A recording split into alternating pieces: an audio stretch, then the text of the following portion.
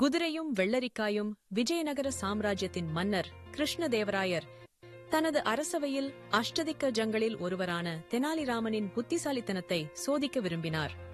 ஒரு நாள் அவர் தெனாலிராமனை அழைத்து, எனக்கு ஒரு குதிரையும் ஒரு வெள்ளரிக்காயும் வேண்டும், ஆனால் இரண்டையும் ஒரே நேரத்தில் பார்க்கக்கூடாது என்று கூறினார். தெனாலிராமன் சற்று நேரம் யோசித்தார். இது ஒரு கடினமான சவால் என்பதை அவர் உணர்ந்தார். ஆனால் அவர் தனது புத்திசாலித்தனத்தை பயன்படுத்தி இந்த சவாலை எதிர்கொள்ள முடிவு செய்தார். தெனாலிராமன் ஒரு கூடையில் வெள்ளரிக்காயை வைத்து குதிரையின் முதுகில் கட்டினார். பின்னர் அவர் குதிரையை கிருஷ்ணதேவராயர் முன் கொண்டு வந்து நிறுத்தினார். மன்னா, உங்கள் குதிரையும் வெள்ளரிக்காயும் இதோ என்று தெனாலிராமன் கூறினார். நீங்கள் இரண்டையும் ஒரே நேரத்தில் பார்க்கவில்லை. கிருஷ்ணதேவராயர் தெனாலிராமனின் புத்திசாலித்தனத்தை பார்த்து வியந்து போனார்.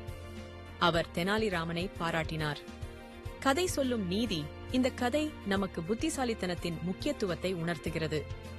நாம் எந்த ஒரு பிரச்சனையையும் புத்திசாலித்தனத்துடன் அணுகினால் அதை எளிதாக தீர்க்க முடியும். தெனாலிராமனின் சாமர்த்தியம்: தெனாலிராமன் தனது சாமர்த்தியத்தால் பல கடினமான பிரச்சனைகளை தீர்த்துள்ளார். அவர் கிருஷ்ணதேவராயரின் அரசவையில் ஒரு முக்கிய ஆலோசகராக இருந்தார். அவரது கதைகள் பல தலைமுறைகளாக மக்களை கவர்ந்துள்ளன. தெனாலிராமனை பற்றிய மேலும் தகவல்கள்: தெனாலிராமன் ஆந்திர பிரதேசத்தில் உள்ள கார்லபதி என்ற கிராமத்தில் பிறந்தார். அவரது இயற்பெயர் ராமகிருஷ்ணன். அவர் கிருஷ்ணதேவராயரின் அரசவையில் சேர்ந்த பிறகு தெனாலிராமன் என்று அழைக்கப்பட்டார். தெனாலிராமன் ஒரு சிறந்த கவிஞராகவும் இருந்தார்.